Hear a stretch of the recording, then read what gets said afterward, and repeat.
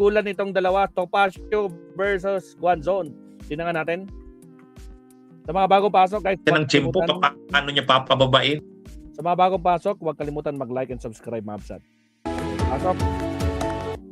Naku po, may harang pa. Shoutout, Ardayan, Romeo Barcibal, out. O, sa mga silent viewers natin dyan, magparamdam kayo sa chat box natin. At syempre, huwag kalimutan mag-like and subscribe, Mabsat. Okay, here we go. Pasok. Attorney Enzo Recto. Sa punto.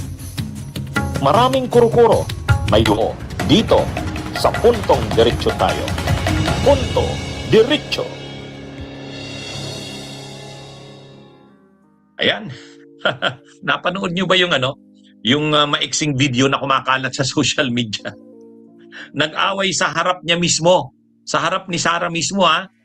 Nag-away itong si, nagkaroon ng tensyon itong si Attorney Topacio sa kasi Attorney Guanzon. Oh, pareho DDS yan. Pareho yan DDS, pero nag-away sila sa harap ni Sara. Buti may isang taong namagitan. Panoorin nyo. Panoorin nyo.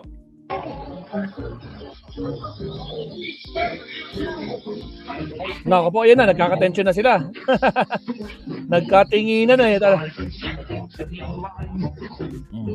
Gumagano si Topacio, yun, oh. Talagang pinag-ihiwalay sila eh. Nagsasalita si, nandun sa stage si Sara. Ito yung birthday ni Duterte, araw ng Davao. Oh, Di syempre, nung birthday ni Duterte, nung March 28, nagtipon-tipon talaga doon sa Davao. Yung lahat ng mga kilalang personahe na pro-Duterte, nandun sila lahat sa Davao. Parang yun. Siyempre, special na araw nila yon. Birthday ni Digong, March 28. Nandun sila Vic Rodriguez, nandun si si Guanzon, pumunta doon. Sila Respecio, sila Leandro Libeste, si Miao, si Kung Miao, nandun sila lahat. Si Cardema. Ang problema, may programa, nagsasalita si Attorney Respicio. Habang nagsasalita si Attorney Respicio, umakyat sa stage si Guanzon sa likod dumaan. Ay nakita ngayon nakita ni Topacio. Nakita ni Topacio. Titingin-tingin si Topacio, bakit nandito to? Kaya lang, pagkaakyat ni Guanzon sa likod dumaan, dumiretso kay Sara. Syempre, respeto siya kay Sara. Tumayo naman si Sara, nag-usap sila, sandali. Pero si Guanzon, ay si Topacio nakatayo, kumukuha ng tiyempo. Alangan namang kinakausap ni Sara, sasabad siya. Hinintay niya munang matapos yung pag-uusap ni Sara sa ni Guanzon. Nung matapos yung pag-uusap ni Sara at Guanzon, nakakuha na ng tiyempo si Topacio, linapitan na ngayon si Guanzon. Nilapitan pa pala. Hindi lang natin naririnig yung pinagtatalunan kasi nga, nagsasalit si Respicio, ay maingay pa naman yun. Pero, may nakapansin na mukhang matindi, mainit ang sagutan ni Guanzon at saka ni Topacio. May pumagitna. Kahit si Sara, nakikita niya na mainit yung pagtatalo ng dalawa, wala naman siyang magawa. Yun lang. Alam naman kasi sa kampo ng mga DDS na talagang matinding magkaaway ang dalawa na yan. Actually, in-interview pa nga si Topacio. Sabi ni Topacio, ang interview kay Topacio, sa headquarters ng PDP laban ito, tapos na yung pangyayari. Tinanong si Topacio, halimbawa, Attorney Topacio, lumapit sa iyo si Attorney Guanzon, humingi ng sorry, mag-apologize. Tatanggapin mo ba? Alam niyo kung anong sagot ni Topacio? Sabi ni Topacio, hindi daw. Hindi daw. Pinaliwanag niya, bakit ayaw niya kay Guanzon? Kasi si Guanzon daw ay oportunista, walang prinsipyo. Ano daw bang pinagagawa niya ni Guanzon?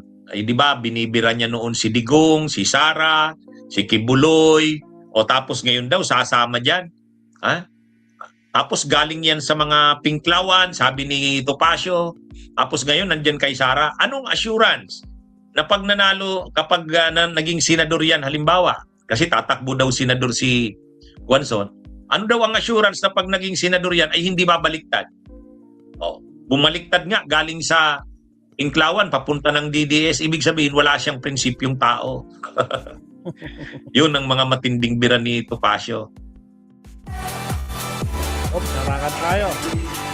Mga bagong pasok dyan, shout out sa inyo ha. Marisa Sunokawa, shout out. Gusto niyang tumakbong senador, pero siya yung lumabag sa batas, kaya nga hindi siya nakaupo dun sa ating House of Representatives dahil yung kanyang pag-substitute ay labag sa batas, pinalusot niya, hindi naman siya nakalusot sa Korte Suprema. Number 2, yung pinagsasabi niya kay VP Sara, kay Pastor Kibuloy, at sa mga ibang mga personalities, ewan ko kung yun ay dapat patawarin o hindi, sapagkat whether or not pinagsisihan niya ang aking puntos, ang isang tao na nagpapalit ng prinsipyo na Alam nyo guys, nakikita ko dito nagsiselos ito si Topacio. Bakit? Kung manalo yan, tapos ako hindi mananalo o kaya kan, tapos kasama ko sa Senator slate ni Sara, nako po. Samantalang ang dami ko ng sinakripisyo. Ha? Naging abogado ako ni Tebes, naging abogado ako ni Kibuloy, naging abogado ako ni Kasiong.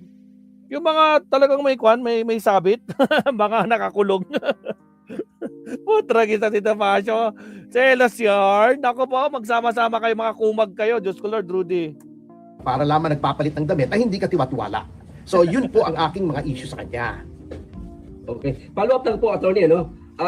Halimbawa po kung lumapit po sa inyo si Atty. Ruel Guanzon at makikipag-ayos, handa po ba kayo makipag-ayos? Handa ka Hindi, ba? wala namang dapat ayusin eh. Talagang hindi Yun lang. siya katanggap-tanggap sa akin as a person Aray and ko as a po. politician. Yung kanyang mga prinsipyo ay hindi po katanggap-tanggap sa akin because I do not like hypocrisy. Ayoko ng doble cara, ayoko ng traidor, at ayoko ng walang paninindigan na tao. Mhm. Ano yan mga kabunyog? Talagang ano yan, tawag dyan, tubig at langis. Galit na galit. Gustong manakit. Hindi talaga mag-ano yan, mag-halo.